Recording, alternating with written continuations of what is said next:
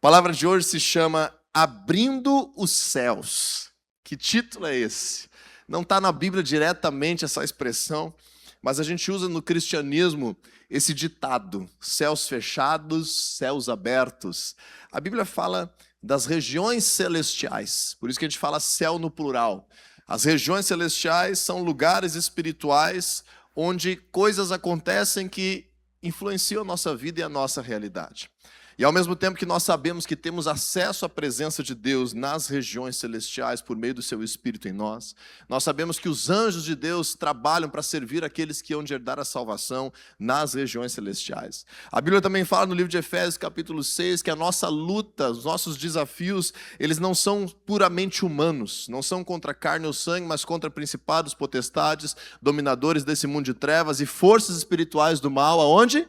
Nas regiões celestiais. Então, muitas vezes acontece da gente estar num culto como esse, reunido com centenas de pessoas buscando a Deus, e parece que percebemos com mais facilidade a presença de Deus. Já aconteceu isso com você? Você percebe uma paz diferente, uma alegria, você percebe milagres com mais facilidade, você entende a palavra de Deus melhor, você consegue ter um tempo de oração mais dedicado, e é um ambiente que fluem as coisas de Deus, e a gente diz, o ambiente está com os céus abertos. Mas pode ser que, infelizmente, você chegue e coloque o pé dentro da sua casa e as coisas já mudem, e já venha conflito, e já venha inquietação, e já venha ira, e já venha um problema se levantando, e já está uma barulheira na volta, e já alguém se machuca, e já quebra um copo, e já não acontece não sei o quê, e daqui a pouco perde o sono. E tudo aquilo que você estava vivendo num ambiente tão fluido, tão prazeroso, tão leve da presença de Deus, pode ser que na tua própria casa você perceba, aqui parece que os céus estão fechados.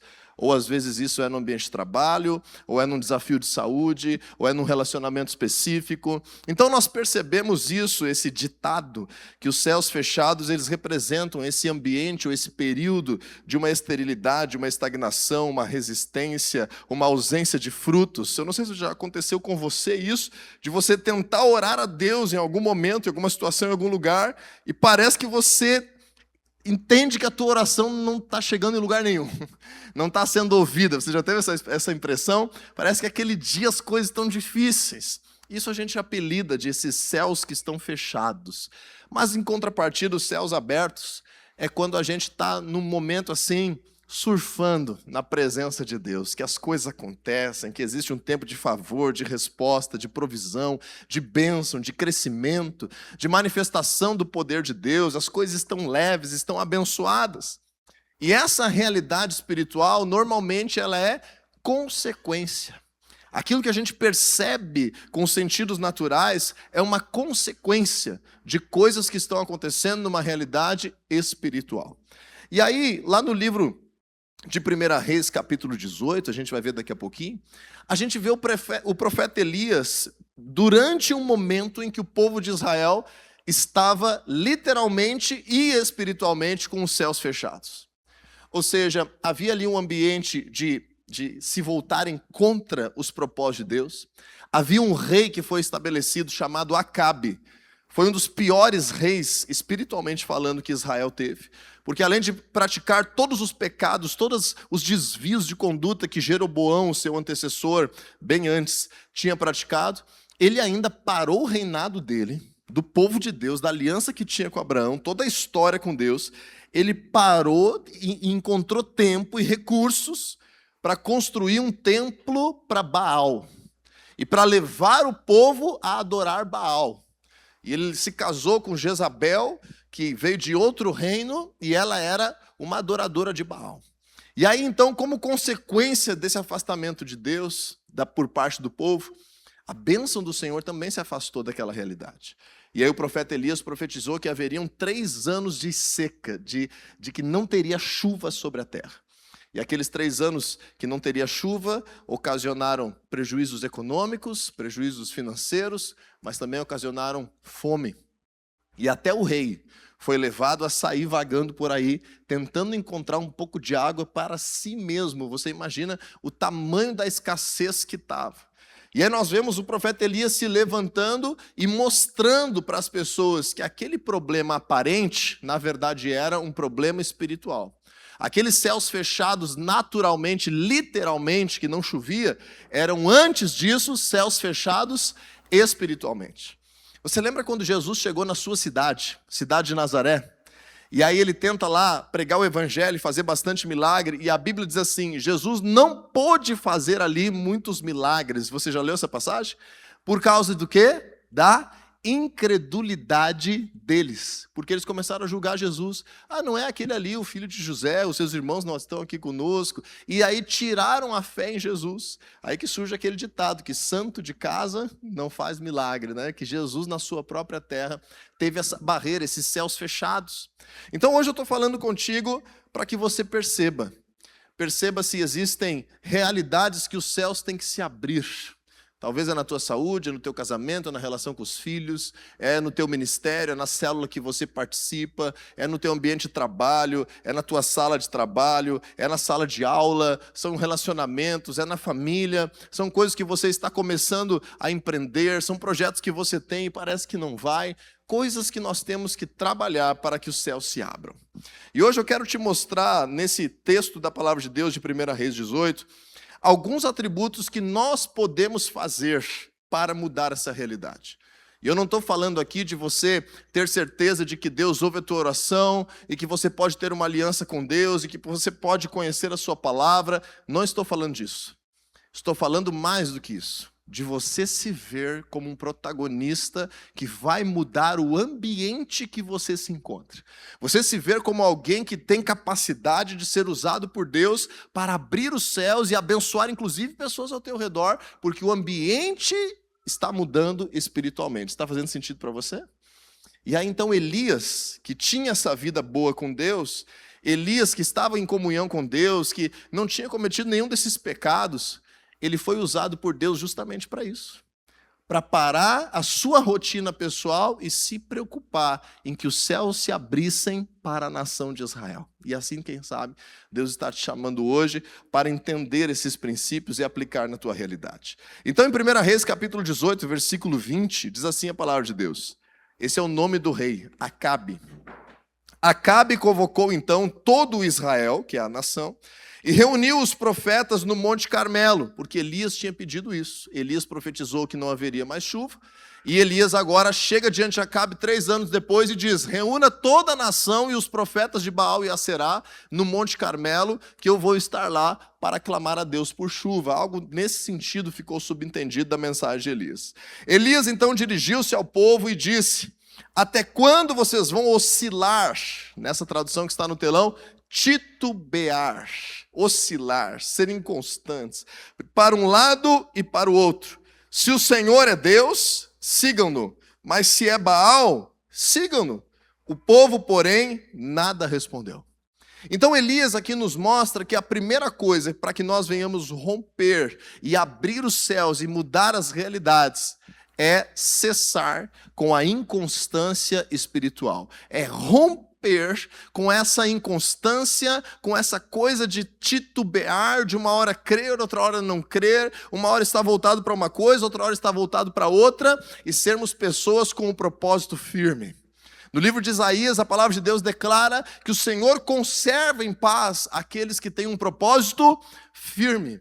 E as circunstâncias muitas vezes vão nos fazer pensar em mudar os nossos propósitos, em titubear, em estar inconstantes, em estar oscilando de um lado para outro para agradar alguém por causa de alguma situação. E Deus, Ele se afasta quando nós fazemos disso um hábito na nossa aliança com Ele.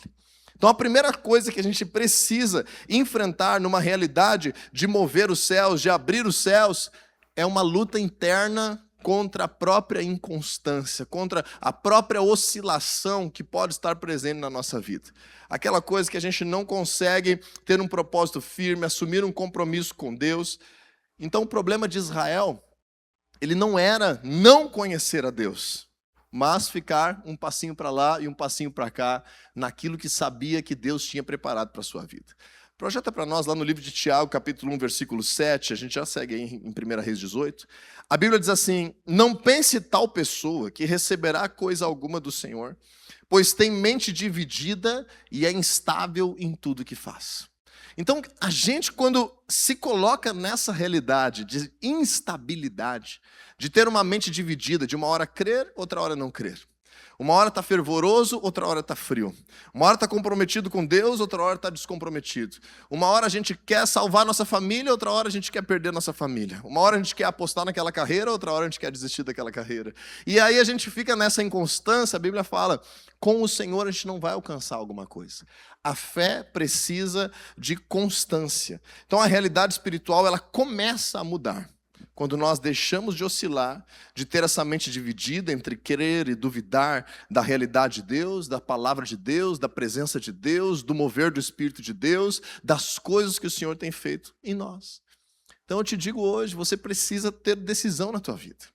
Talvez você está começando a conhecer o Evangelho e não tem problema, tem um tempo que a gente vai conhecer. E a gente não deve fazer uma aliança séria para a nossa vida de algo que a gente conheceu naquele mesmo minuto. Está certo você ter um tempo de estar conhecendo o Evangelho, de alguns dias, algumas semanas de você estar entendendo esse projeto de Deus. Agora, depois que a gente conhece, nós não podemos aceitar como natural essa inconstância. Essa inconstância impede de nós realmente produzirmos frutos na nossa realidade.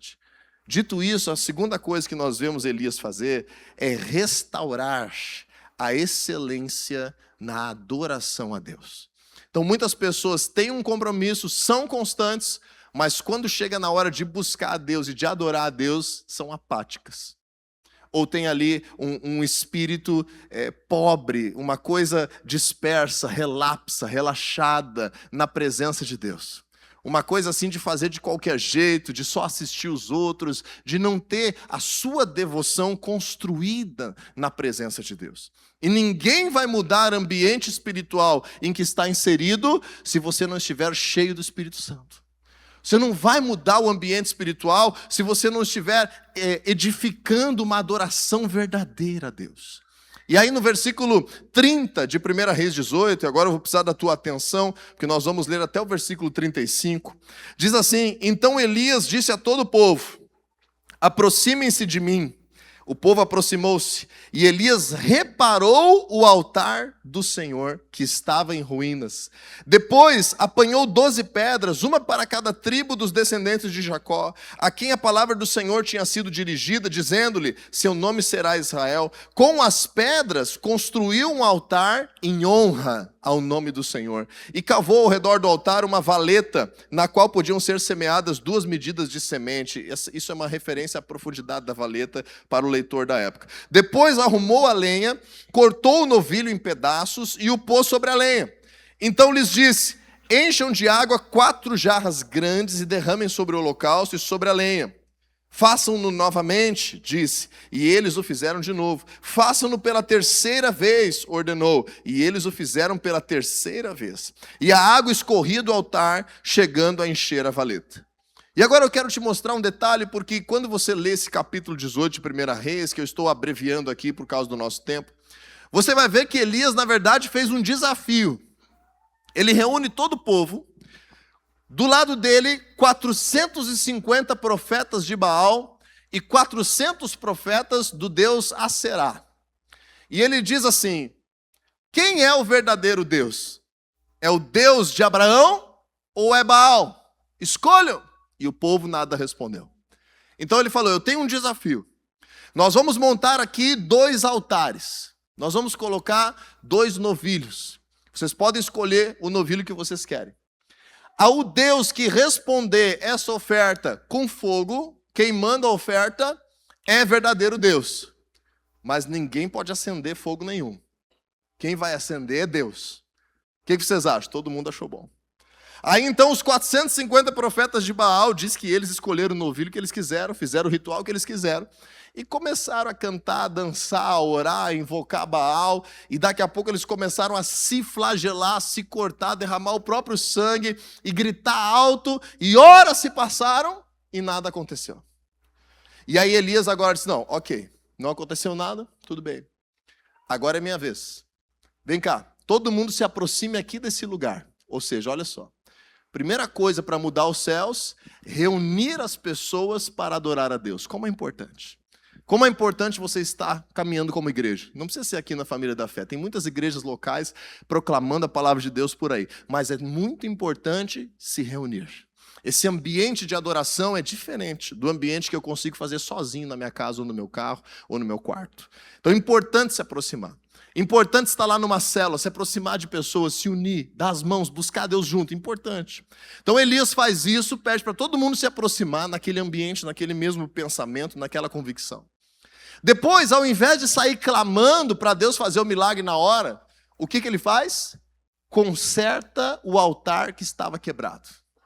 Ele começa a se preocupar a não buscar a Deus antes das coisas estarem direito.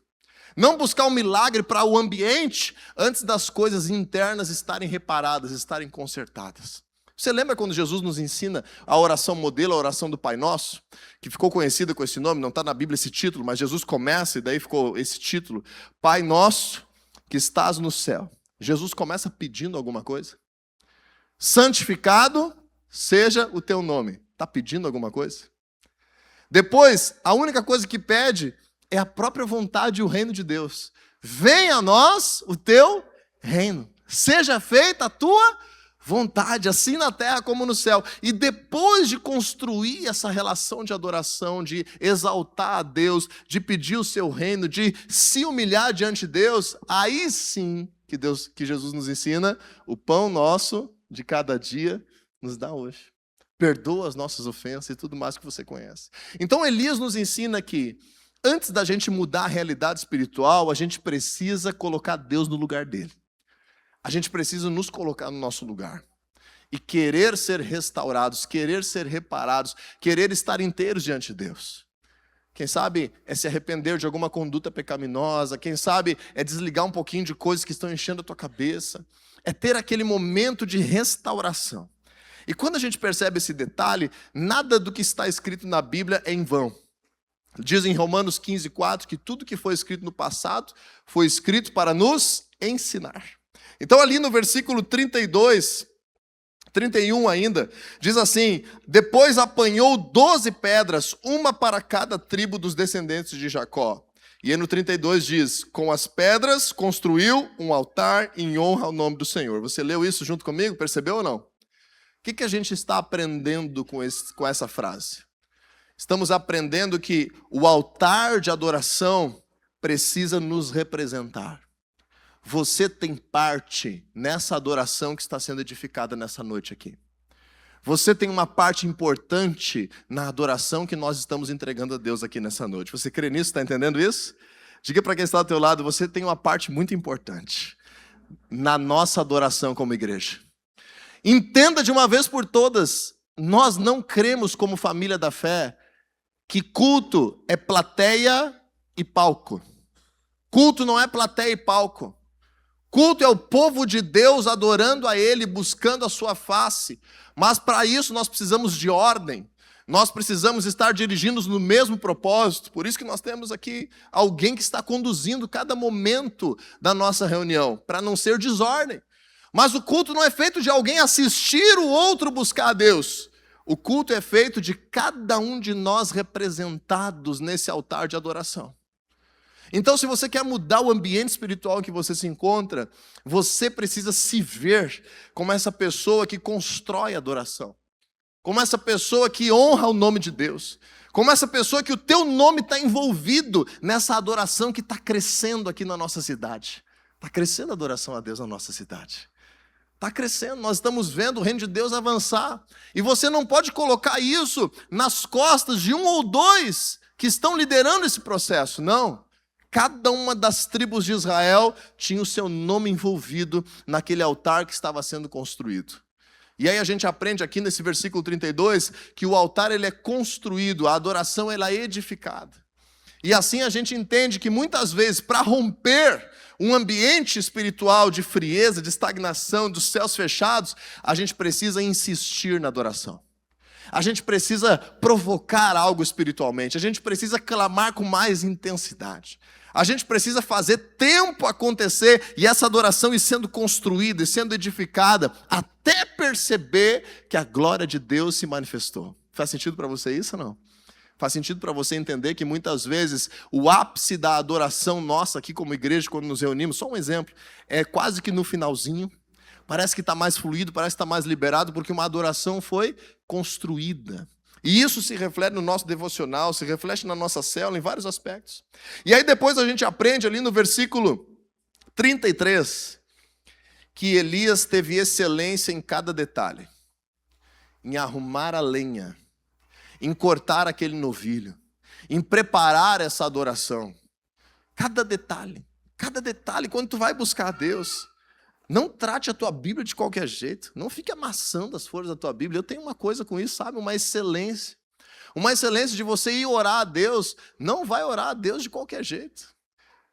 Não vai orar a Deus de qualquer jeito. De você ir adorar a Deus e não te preparar para aquele momento. Faça as coisas com excelência, de acordo com o teu momento, de acordo com aquilo que é bom para ti, no momento que você está vivendo. Mas tenha essa honra, esse temor de buscar a Deus na tua vida. Agora, quando a gente percebe isso, tem um ingrediente aqui que nós aprendemos, que é aquilo que nós podemos entregar a Deus. E aí no versículo 33 diz assim: então lhes disse, encham de água 4 jarras grandes e derramem-na sobre o holocausto e sobre a lenha. E fizeram novamente. Então foram 12 jarros grandes de água, um para cada daquelas pedras daquelas tribos lá, representando essa oferta de adoração. E aí eu te pergunto, fazia 3 anos que não chovia, até o rei montou num animal para ir atrás de água para ele. O que valia mais nessa época, uma barra de ouro ou um jarro de água? Um jarro de água. Então nós aprendemos aqui que a adoração estava envolvendo entregar a Deus algo que lhe custa, algo que lhe é precioso, algo que eu estou agora dedicando ao Senhor. Talvez você, como uma pessoa, quem sabe, ocupada, é um momento precioso parar para entregar algo, o teu tempo, essas horinhas que você está aqui, lá no teu plano de leitura, lá na tua oração diária, lá na tua célula. Mas vai além disso. Vai além de nós estarmos dedicando tempo. Vai também de nós estarmos oferecendo a Deus algo que na nossa realidade expressa essa adoração. Então, 2 motivos fizeram, na minha opinião, Elias pedir esse monte de água para aquele altar. Primeiro, é não dar jeitinho no poder de Deus. Então, a gente não pode adorar a Deus, e aqui como igreja, como líderes, como pastores, ficar tentando te emocionar para você achar que sentiu a presença de Deus, mas foi só emocionado por alguém. Não. A gente não pode construir um altar de adoração e forçar a barra aqui numa palavra motivacional de fazer você sair daqui radiante, mas ser pura emoção. Não. A gente sai animado, sim. A gente é tocado, sim. As nossas emoções estão na presença de Deus, sim. Mas Elias fez questão. É fogo que vai cair do céu? Então não vamos deixar ninguém dizer que estava um calorão aqui e incendiou sem querer. Vamos encharcar tudo. E aí eles encharcaram todo o novilho, encharcaram as pedras e a água encheu até as valetas da volta. Então, em primeiro lugar, isso mostra que quando a gente para de ser inconstante, a gente começa a fazer uma adoração com fé. Uma adoração com intensidade. Como nós fizemos hoje aqui, um momento de orar por cura, de crer nos milagres do Senhor. E pessoas serem curadas. Hoje pela manhã eu orei por uma pessoa que foi curada de um rompimento de 80% do seu tendão, um dos tendões do ombro. Estava limitando o movimento, dando dor, a pessoa saiu sem dor nenhuma. É um milagre de envolver a tua adoração, ser com fé no poder de Deus. Mas em segundo lugar, aquela expressão ali de derramar aquele tanto d'água ali, demonstrava que algo significativo estava sendo ofertado ao Senhor. Então a verdadeira adoração envolve a tua presença, a tua fé e a tua entrega. Envolve essa nossa participação numa adoração excelente. Terceira coisa para romper os céus, versículo 37. Clamar a Deus com vontade. Clamar a Deus com fé no sobrenatural. Clamar a Deus com intensidade. Clamar a Deus. Não vai romper os céus se você balbuciar algo na presença de Deus.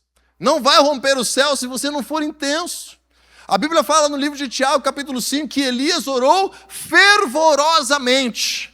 Não vai romper os céus se você não usar todo o teu potencial que você conhece, a tua voz, o teu corpo, a tua fé, a tua intensidade para clamar o Senhor. Então no versículo 37, nós vemos Elias, depois de reparar essa adoração, fazer uma oração objetiva, uma oração clara, uma oração direta, uma oração incisiva, fervorosa. Muitas vezes nós não estamos recebendo algo de Deus porque nós não pedimos, não oramos, nós não clamamos.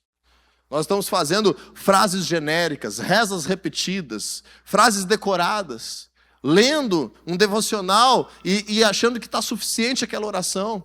Aquilo é para nos facilitar, é para nos dar uma ferramenta para nós termos algo que flui do nosso coração na presença de Deus. Então Elias disse: responde-me, ó Senhor, responde-me, para que este povo saiba que tu, ó Senhor, és Deus, e que fazes o coração deles voltar para ti. Veja que oração incisiva, específica. Não foi tão longa, mas foi específica, foi um clamor. E veja no versículo 38.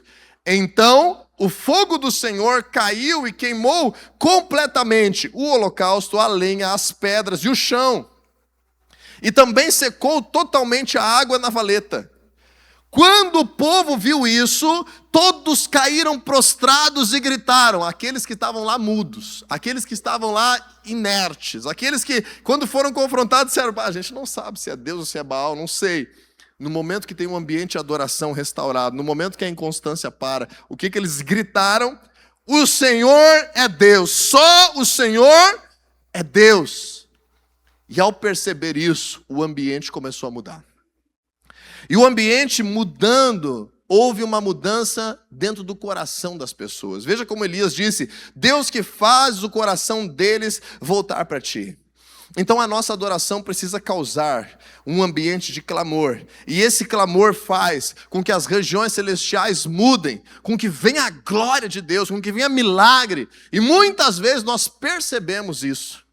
Às vezes nós percebemos a presença de Deus no nosso corpo, no nosso espírito, como uma leveza, como uma paz, uma voz, uma visão. E muitas vezes a gente também adora a Deus e não sente algo, não tem problema nenhum.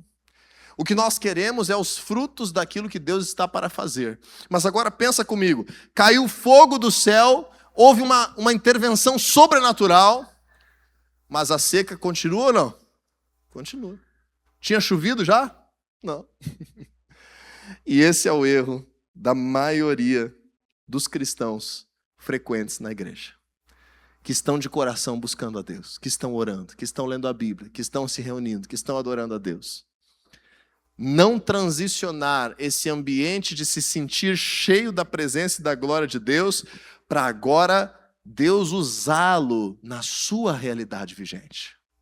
E aí Elias nos ensina um princípio muito importante no versículo 41. Uma vez que a tua inconstância foi embora, que a tua fé está forte, que a tua adoração foi reparada, que você clamou, você viu a glória de Deus, você se percebe: uau, saí do culto hoje renovado, levantei do meu devocional limpo, cheio da presença de Deus, fui na célula hoje, estou me sentindo avivado, estou me sentindo novo. E agora, como eu faço para mudar a realidade em que eu me encontro? E aí Elias nos ensina a usar os nossos lábios para fazer declarações proféticas de mudança. É uma coisa simples demais. É simples demais. Mas se nós não fizermos, muitas vezes Deus não vai agir. Olha o que eu vou te falar agora. Em muitas situações, Deus está demorando para agir porque ninguém está liberando uma palavra que lhe autorize a isso. Tem gente que pode me chamar de herege por isso. Mas Deus escolheu nos dar autoridade. Deus escolheu nos dar jurisdições. E aquilo que nós declaramos tem poder sobre o ambiente que está debaixo da nossa alçada. E Deus é Deus, Ele é soberano, Ele pode fazer as coisas mudarem, mas isso é uma exceção. Qual que é a normalidade das coisas de Deus? É Ele nos usar para mudar as coisas. Como é que diz lá em Filipenses 2,13? Que é Ele quem opera em nós o querer e o realizar de acordo com a sua vontade. Como é que diz em Efésios 3,20? Que Deus ele é capaz de fazer infinitamente mais do que nós podemos pedir ou pensar, mas é de acordo com o seu poder que opera, que atua em nós. A palavra de Deus declara que o Senhor, ele sempre revela as suas coisas aos profetas. Vamos abrir ali, coloca no telão para nós, para dar tempo da gente prosseguir. Amós capítulo 3, versículo 7. Profeta Amós 3,7. Certamente o Senhor, o soberano, não faz coisa alguma sem revelar o seu plano aos seus servos, os profetas. Nós estamos vendo aqui um tempo antes de Jesus vir. Então era meia dúzia de pessoas no mundo que tinham esse chamado para discernir a voz de Deus e para poder anunciar as grandezas de Deus. Porém, quando Jesus vem, o que ele diz? Que todo aquele que nele crê, o seu Espírito viria e habitaria e faria morada nele. E Jesus e o Pai também estariam conectados com ele. E agora, tudo que você pedir em oração, se crer, receberá. E se pedirmos alguma coisa de acordo com a vontade de Deus, ele nos ouve. Se sabemos que ele nos ouve, sabemos que ele fará aquilo que temos pedido. 1 João 5, 14 e 15. Então nós entendemos que quando nós estamos agora numa aliança com Jesus, nós temos autoridade para falar em nome de Jesus e liberar mudanças de realidade. 1 Reis capítulo 18, versículo 41. Elias disse a Acabe, quem é o Acabe? É o rei idólatra a Baal, mas era a autoridade. Ele diz a Acabe, vá comer e beber, pois já ouço barulho de chuva pesada. Veja que loucura, que nós vamos começar a fazer mais intensamente aí. Veja que loucura. Uma seca, os animais morrendo, os riachos secando, o céu azul que não tinha uma nuvem, e Elias vem e faz o quê? Uma declaração profética. Rei, corre para o palácio, porque eu já estou ouvindo um barulho de chuva pesada. Alguém estava ouvindo naturalmente esse barulho? Tinha nuvem no céu? O que você acha? Não. Ele estava fazendo uma declaração por fé. E aí, o que as tuas e as minhas palavras estão sendo usadas para liberar e construir uma realidade onde nós estamos? É uma realidade de murmuração, de reclamação, de acusação, de desistência, de incredulidade? Talvez eu estou aqui na igreja cheio de fé, eu chego em casa, as minhas palavras são todas elas negativas, de incredulidade, de desistência, de reclamação, de murmuração, de fofoca. Começa a perceber o peso que as tuas palavras têm. Então Elias nos ensina a estabelecer profeticamente, em nome de Jesus, o meu casamento será restaurado. Em nome de Jesus, o meu filho será livre das drogas. Em nome de Jesus, o meu trabalho prosperará. Em nome de Jesus, essa semana eu vou fechar vendas novas. Entende? Em nome de Jesus, eu declaro, essa doença vai embora do meu corpo. Eu vou vencer esse câncer em nome de Jesus. Você não está vendo isso, mas você está liberando o agir de Deus naquilo que está na tua alçada. Elias disse, vai, pode ir, sai correndo, que eu já estou ouvindo barulho de chuva pesada. E depois dele fazer essa declaração profética, versículo 42, então Acabe foi comer e beber, mas Elias subiu até o alto do Carmelo, dobrou-se até o chão e pôs o rosto entre os joelhos. E o que Elias começou a fazer? Orar. Depois que você está constante na tua fé, depois que você está inteiro na presença de Deus, construiu uma adoração, está vibrante, está cheio do Espírito Santo, existe algo ainda com os céus fechados, você faz uma declaração profética. Agora, o que é o nosso último papel? Orar até ver um sinal. Orar até perceber um sinal. Se nós temos uma palavra de Deus, como Elias tinha em 1 Reis 18:1, que Deus disse, eu vou fazer chover de novo, esse sinal sempre é o sinal da coisa mudando para o que a gente pretende. Se a gente não tem uma palavra de Deus, que nem Elias tinha, às vezes o sinal é um não de Deus, que a gente tem a convicção. Mas não pare de orar até receber um sinal. Elias orou uma vez, pediu para o servo dele ir lá olhar, vinha chuva já ou não? Não. Orou 2, orou 3, orou 4, orou 5.